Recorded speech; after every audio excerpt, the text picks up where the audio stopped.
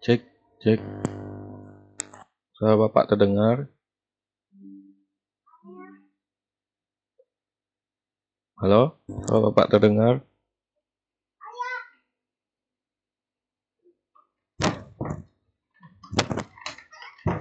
Cek. Ya. Cek, suara Bapak terdengar? Oke. Ya. Ya, tutup.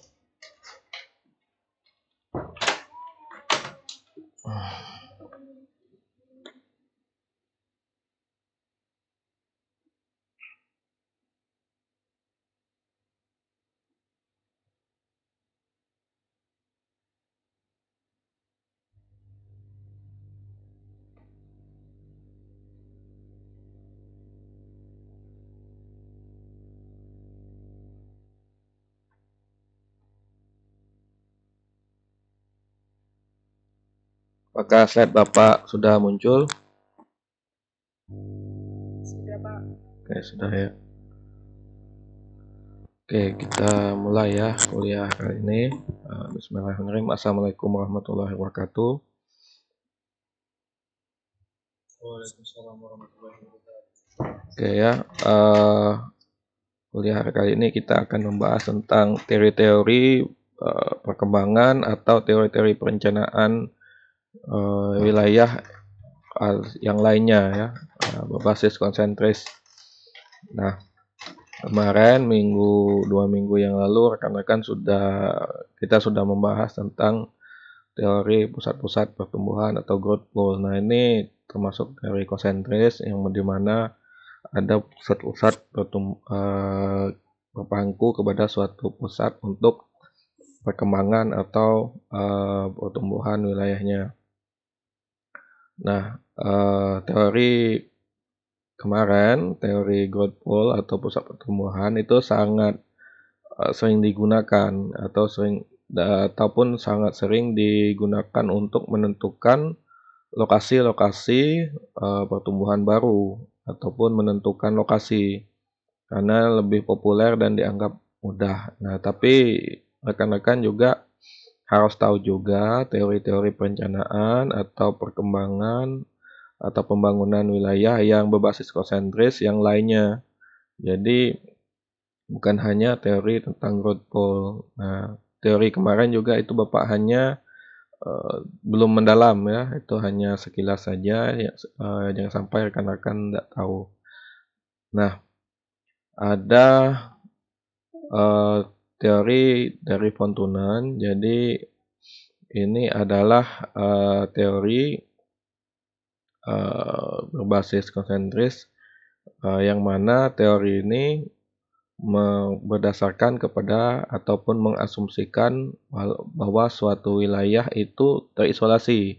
Nah, kalau suatu wilayah terisolasi dengan asumsinya, jadi banyak asumsi-asumsi dari teori von Thunen ini. Suatu wilayah itu terisolasi, kemudian iklim, tanah, topografi, alat transportasi, dan hidrologi, maksudnya sungai itu seragam. Nah, yang mana ini adalah teori-teori klasik ya, teori-teori perencanaan klasik. Nanti kita akan bertemu dengan teori yang neoklasik yang baru. Nah, ini adalah teori klasik yang mana dia alat transportasinya diasumsikan misalkan ditarik ataupun oleh, jadi ininya alat transportasinya adalah hewan atau ternak yang menarik hasil pertanian ke kota atau pusat kota atau pusat ataupun pasar. Nah, tidak ada pengaruh dari luar negara ataupun luar wilayah. Jadi suatu wilayah itu terisolasi, benar-benar terisolasi. Nah,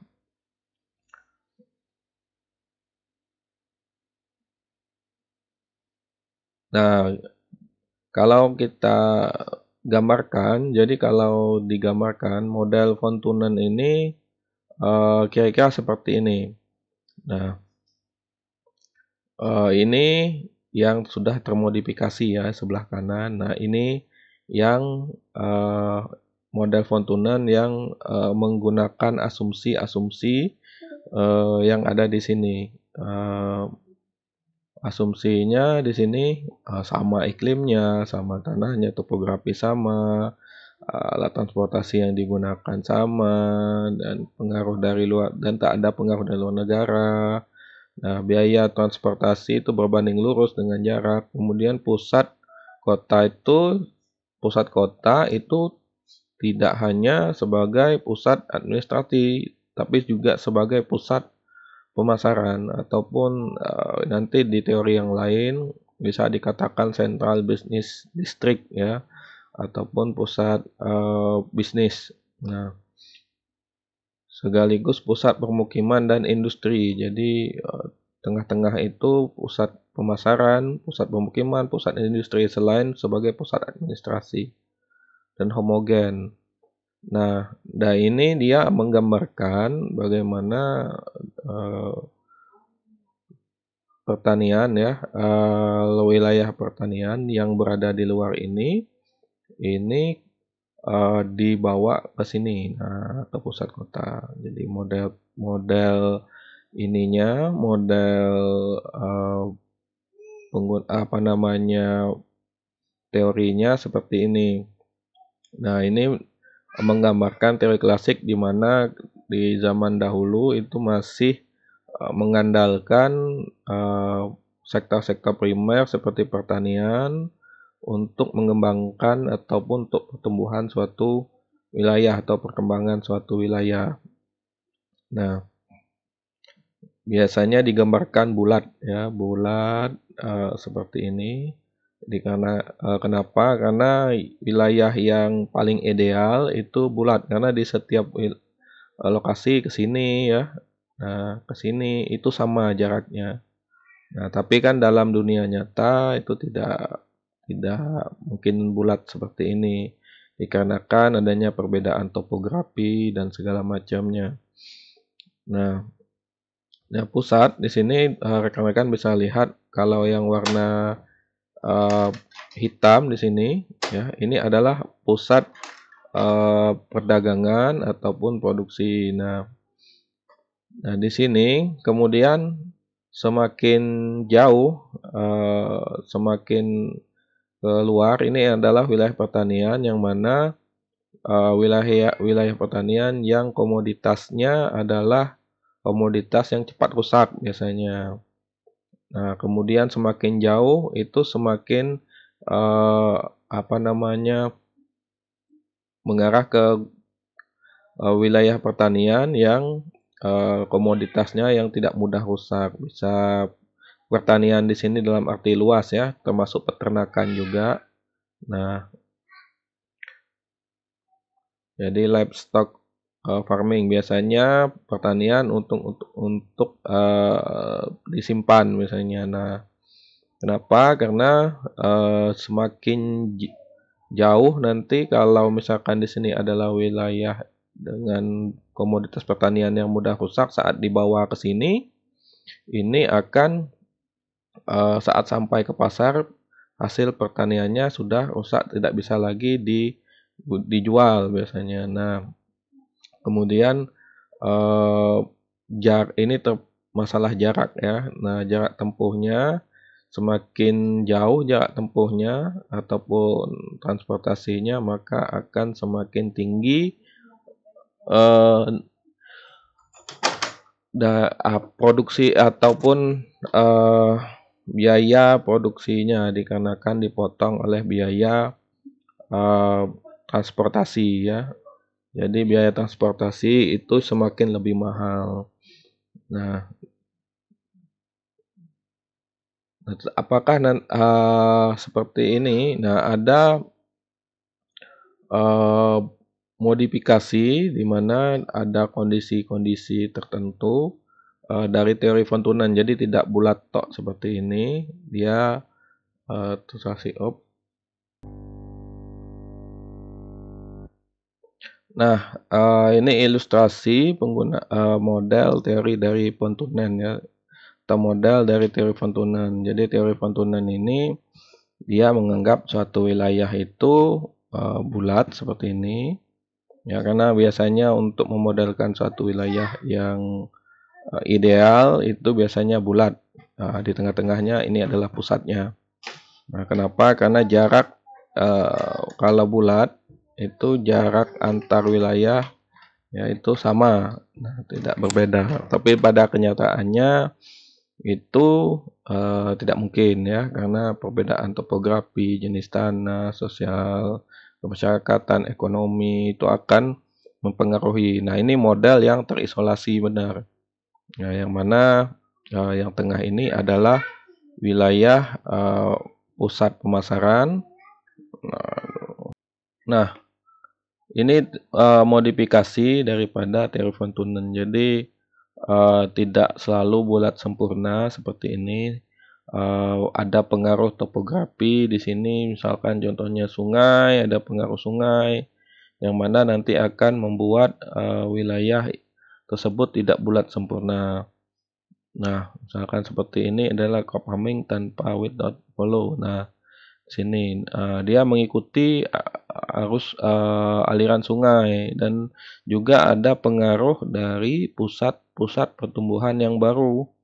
Nah, sehingga wilayah ini wilayah pusat pertumbuhan baru yang lebih dominan akan menggeser wilayah pertanian yang ada di sini. Nah, ini tergeser ya sampai dengan ini ya. Nah, biasanya yang ini. Nah, itu apakah sudah muncul kembali?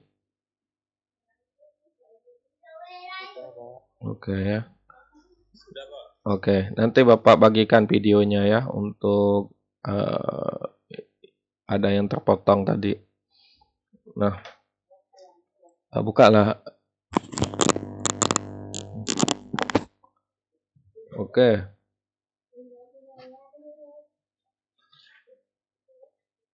Nah, itu salam. Nah, ya. Nah, itu adalah teori von Thunen ya. Nah, apa kesimpulannya? Jadi menurut von Thunen kecenderungan itu semakin menurunnya keuntungan kalau semakin jauh lokasi produksi atau bahan baku dari pasar, namun terdapat perbedaan laju penurunan gradien antar komoditas. Maksudnya laju penurunan gradien ini jenis komoditasnya. Jadi semakin jauh itu semakin tahan biasanya komoditasnya untuk waktu yang lama atau untuk di bawah atau dalam jangka waktu distribusi yang lama. Misalkan distribusinya memerlukan waktu 5 hari kan. Nah, itu yang ditanam adalah di zona yang 6 ini, rumputan, peternakan, ya untuk pakan peternak, misalnya rumput ya.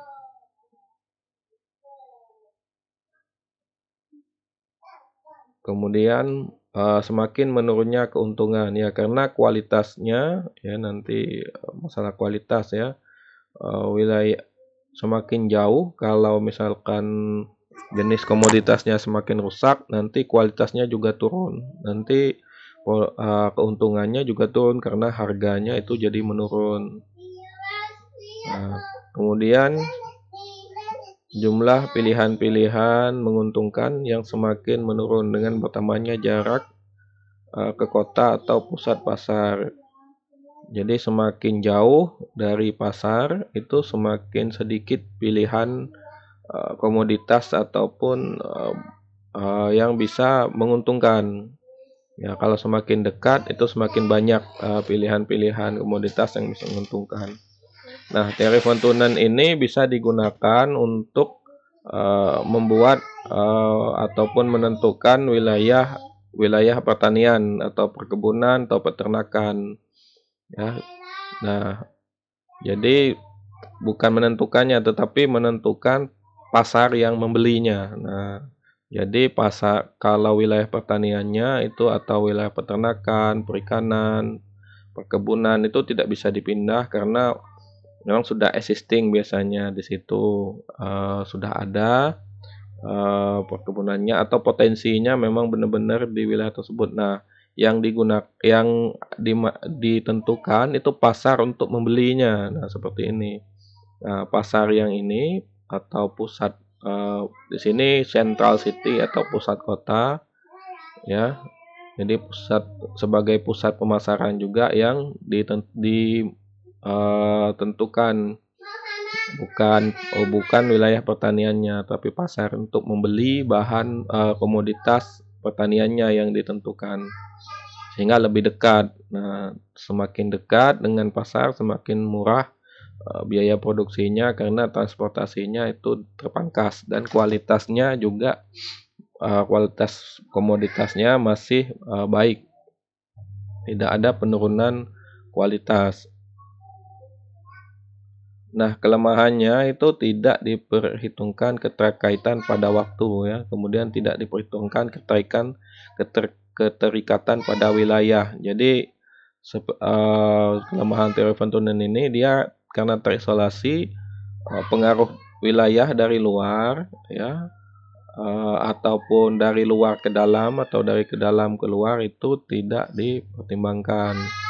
Nah, dia benar-benar terisolasi gitu. Nah, itu kelemahannya. Padahal wilayah luar itu akan secara tidak sadar itu akan mempengaruhi wilayah tersebut.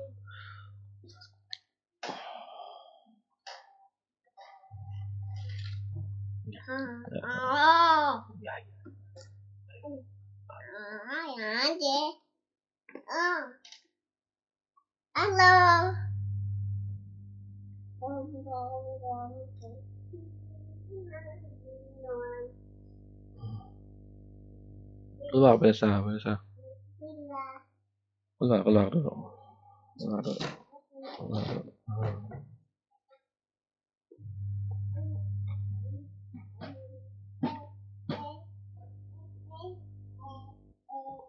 Nah, ada juga teori Van Tunen ini dikembangkan oleh Sinclair misalkan, Ernst Burgess, ya, yang mana mereka memasukkan wilayah lain, ya, atau pusat wilayah yang lain itu membentuk seperti ini. Nah, ini seperti Sinclair dia membentuknya seperti dua wilayah yang sama kuatnya di sini.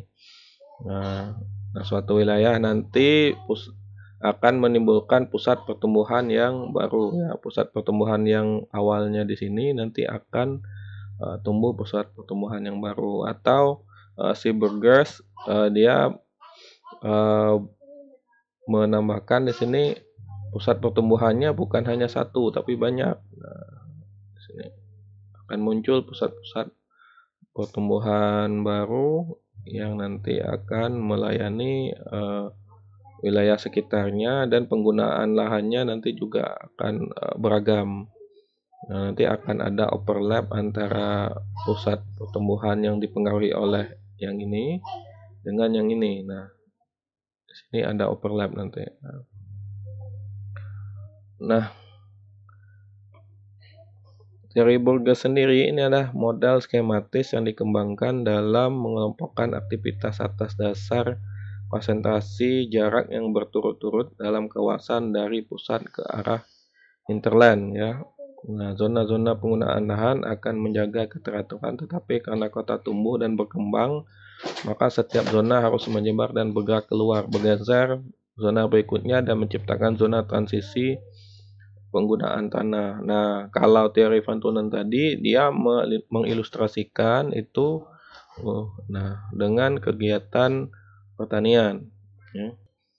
Nah, jadi teori Burgess ini dia membuat model ini berdasarkan Central Business District. Jadi ataupun wilayah CBD, ya, biasanya disebut. Yang mana kalau teori Van Tunen tadi pertanian, dia lebih condong kepada wilayah industri atau kawasan industri. Nah, yang mana pusat pertumbuhan atau pusat bisnisnya itu sebagai pusat industri. Nah, yang mana di setiap wilayah itu akan berkembang keluar. Jadi wilayah yang ada di pusat ini CBD-nya itu akan berkembang keluar. Nah inilah yang nanti akan menghasilkan zona transisi yang biasanya ada di sini. Nah, ini jadi akan muncul zona transisi. Jadi antara zona 3 ini biasanya adalah permukiman, akan ada transisi ke zona 4 ya. Nah, akan ada zona transisi. Nah, misalkan ini CBD ini dia akan berkembang keluar. Jadi sebagai pusat pemukiman bagi wilayah ya, masyarakat yang berpendapatan tinggi, kemudian sebagai pusat apa namanya pemerintahan, sebagai pasar atau pusat bisnis. Nanti dia akan berkembang keluar ataupun tumbuh keluar. Nah, nanti biasanya di zona ketiga ini adalah zona untuk pekerja yang berpendapatan rendah atau menengah. Nah, dia agak jauh sedikit. Kemudian semakin agak keluar di sini dia akan tumbuh untuk masyarakat yang berpendapatannya itu sudah lebih baik ya. Nah, dia tinggalnya di luar wilayah CBD ini. Nah, karena mau mencari ketenangan atau segala macam lah ya. Nah, sedangkan di luar ini nanti dia juga akan tumbuh. Ini zona 3 akan tumbuh keluar, zona 4 akan tumbuh keluar. Nah, sedangkan zona 5 ini adalah komuter, artinya orang yang dari luar itu bekerja, tempat tinggal orang dari luar bekerja ke CBD atau Central Business Districtnya atau pusat pertumbuhannya di sini. Nah, biasanya Anda kenal komuter line ya. Nah, komuter line itu dianggapnya itu wilayah seperti Jabodetabek, Jakarta itu sebagai CBD-nya. Nah, sedangkan wilayah sekitarnya seperti Depok, Tangerang, Bogor itu adalah wilayah atau zona komuter. Jadi banyak masyarakat di wilayah tersebut itu bekerja di ini CBD-nya di Jakarta. Sudah ya. Oke, kita coba sekali lagi ya. Kalau memang putus nanti kita sambung nanti di pertemuan berikutnya. Nah,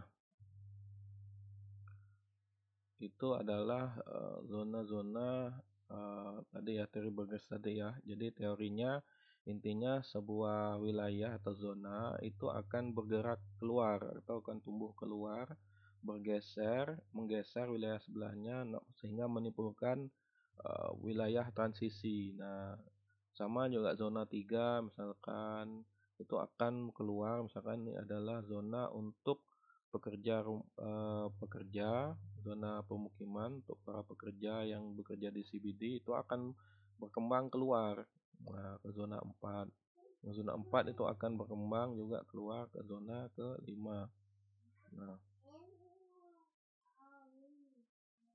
Nah, ada juga teori pembangunan aksial atau radial. Nah, teori ini dia mengikuti lebih modalnya lebih masuk akal dikarenakan dia mengikuti pola ataupun topografi dari suatu wilayah. Jadi suatu wilayah itu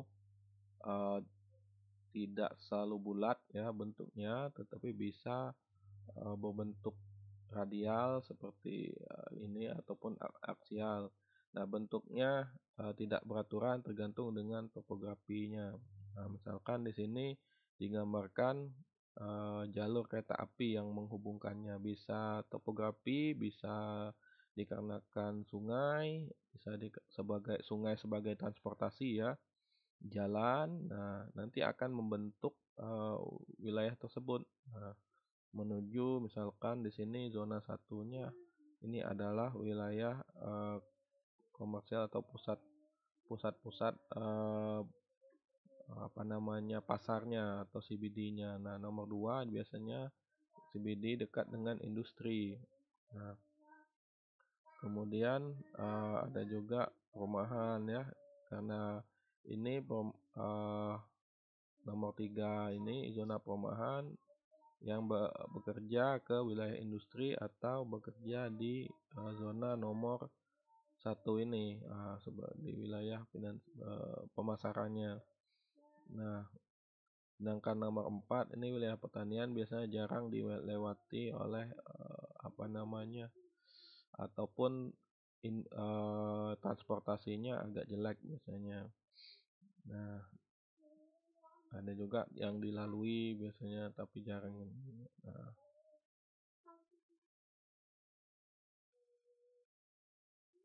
Nah, ada juga teori sektoral, ini hampir mirip ya dengan teori radial tadi, tidak selalu bulat sempurna ya. Jadi perkembangan kota itu dipengaruhi oleh faktor jaringan jalan, aksesibilitas yang memadai seperti rel kereta api, jalan raya, dan demikian sebuah kota seolah terdiri dari masing-masing sektor yang mengalami perkembangan keluar. Nah, kalau tadi berdasarkan kegiatan, nah kalau ini berdasarkan sektor. Nah, sektor-sektornya, sektor bisnis, berdasarkan sektor industri, transportasi, nah kemudian pemukiman atau residensial. Jadi dia membaginya berdasarkan sektor dan tidak selalu bulat sempurna. Dan setiap sektor itu memiliki akses atau jarak yang sama, yang membaginya dia seperti kue pie seperti ini. Nah, setiap zona itu memiliki jarak yang sama ke pusat atau CBD-nya. Nah, ada juga teori pusat lipat ganda atau multiple nucleus konsep. Jadi ini modal skematis yang dikembangkan dalam mengelompokkan aktivitas-aktivitas atas dasar konsentrasi dalam jarak yang berturut-turut dalam kawasan kota. Nah, ini menggambarkan atau mengilustrasikan suatu kawasan kota ya. Nah, yang tadi itu menggambarkan suatu wilayah pada suatu umum. Ini berdasarkan menggambarkan kegiatan dalam suatu kota. Nah, kota tidak selalu terbentuk dari satu pusat, akan tetapi dari beberapa pusat lainnya dalam satu kawasan.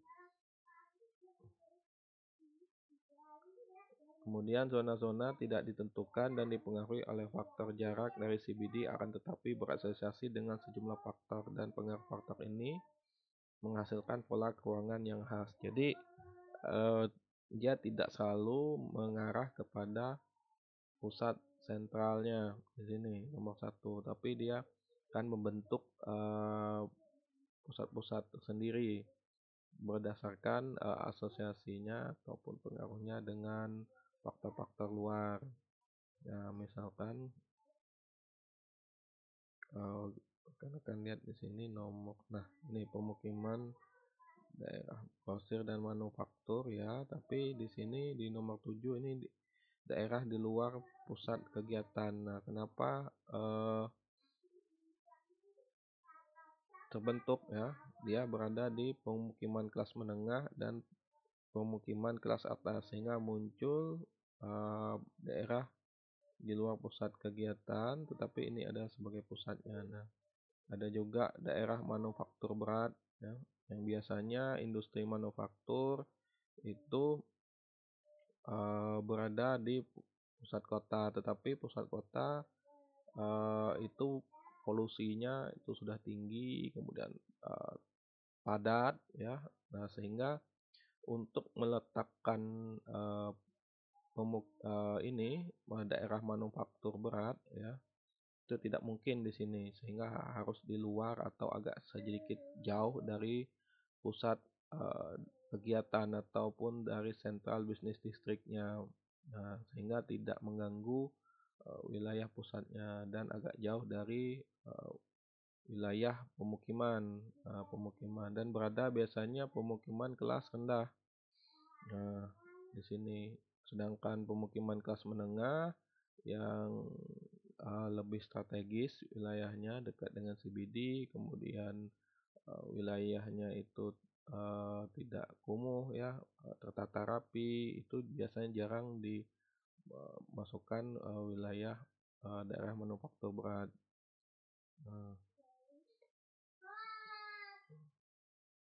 ada juga teori Weber ya. Jadi teori Weber ini sebenarnya dia hanya menentukan lokasi. Jadi lokasi pasar ya, lokasi pasar terbaik ya, ataupun lokasi pusat pertumbuhan terbaik itu berdasarkan segitiga ini, segitiga dari lokasi, berdasarkan harga, jarak dengan pasar, kemudian jarak dengan apa namanya, bahan bakunya yang akan dibawa. Nah,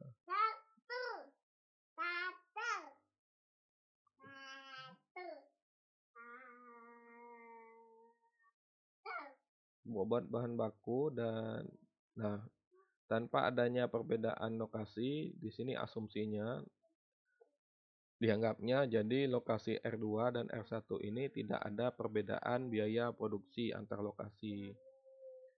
Nah, kemudian bisa diputuskan lokasi industri manufaktur yang biasanya dekat dengan CBD itu di lokasi terbaiknya di sini. Dek, keluar dek, dulu dek. Aman di luar.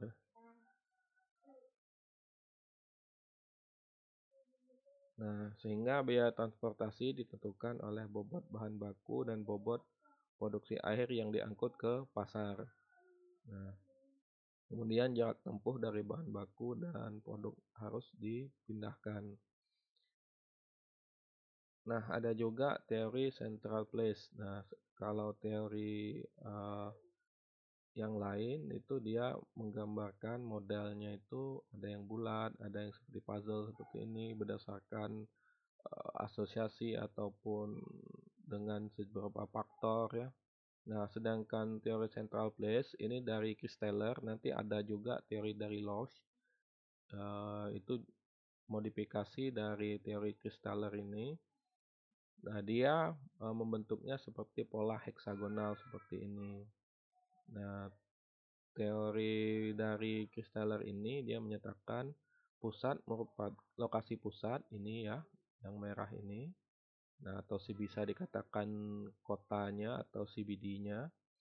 Lokasi pusat merupakan tempat di mana sejumlah produsen cenderung mengelompokkan di lokasi tersebut untuk menyediakan barang dan jasa bagi populasi di sekitarnya. Lokasi pusat tertata dalam suatu pola vertikal maupun horizontal. Nah,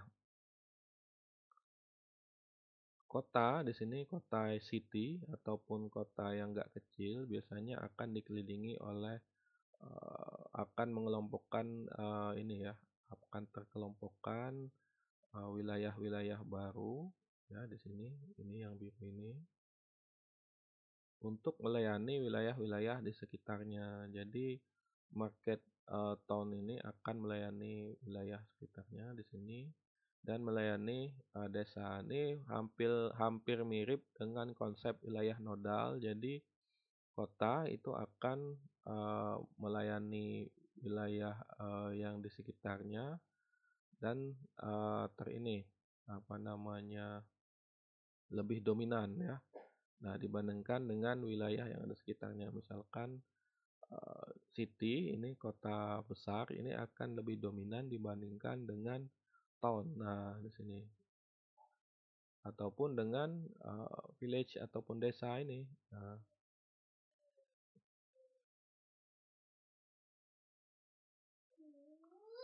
Nah, dalam teori central place itu ada yang namanya konstanta ataupun biasanya ditulis K. Nah, konstanta ini biasanya digunakan kalau hierarki 3 itu untuk melihat bagaimana atau K3 ya. K3 ini bagaimana suatu wilayah itu melayani wilayah-wilayah di sekitarnya. Dia menggunakan konstanta 3. Jadi setiap wilayah itu konstantanya itu konstanta 3. Nah, konstanta 4 ini biasanya untuk K4 ini menjawab bagaimana transportasi.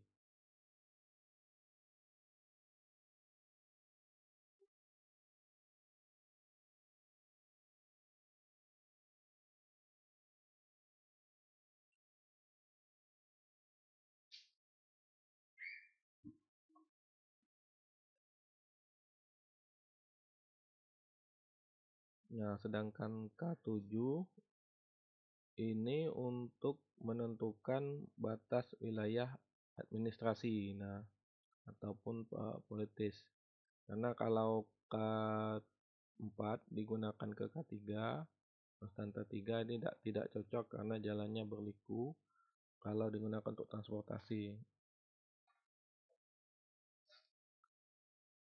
Oke.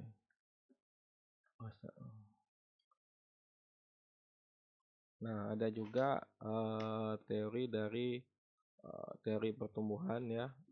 Nah, setiap wilayah tadi itu akan bagaimanapun bentuk modelnya dia akan tumbuh ya, berdasarkan seiring dengan waktu ya.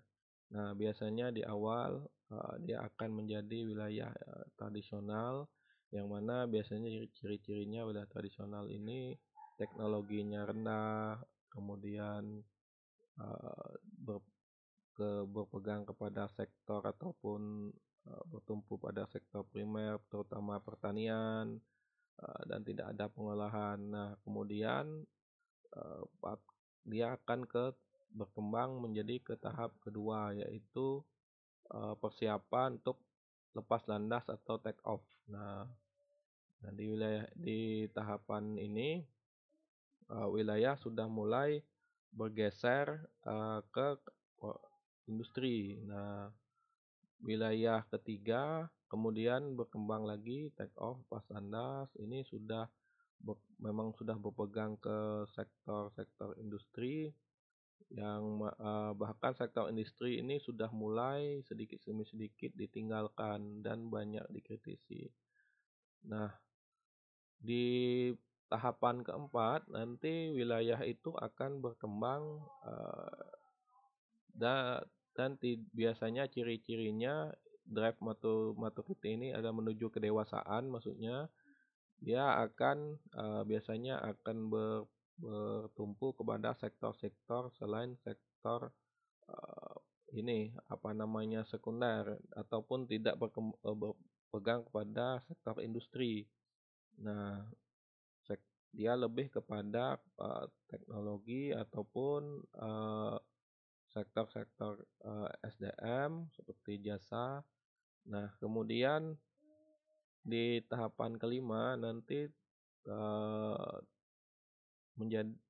wilayah itu akan tumbuh menjadi konsumtif atau konsumsi karena tingkat kesejahteraannya itu sudah tinggi sehingga dia lebih biasanya wilayah negara-negara maju itu contohnya akan memasangkan pajak ya, pajak. Jadi pemasukannya kepada menggunakan pajak ya, pajaknya yang tinggi, misalnya bisa saja progresif bahkan bisa meningkat. Jadi misalkan barang semakin tinggi penghasilannya maka pajaknya semakin tinggi. Nah, dari situlah pendapatannya. Nah, biasanya ini berada di negara maju yang penghasilannya sudah tinggi. Nah, penghasilannya tinggi tetapi pajaknya juga tinggi. Nah, itu seperti negara-negara di Eropa itu upahnya itu biasanya tinggi tetapi pajaknya juga tinggi. Nah, sehingga biaya hidupnya semakin tinggi. Nah, itu ini ya sedikit ini teori tentang teori-teori perencanaan atau perkembangan wilayah yang lain. Nah, mungkin ada pertanyaan.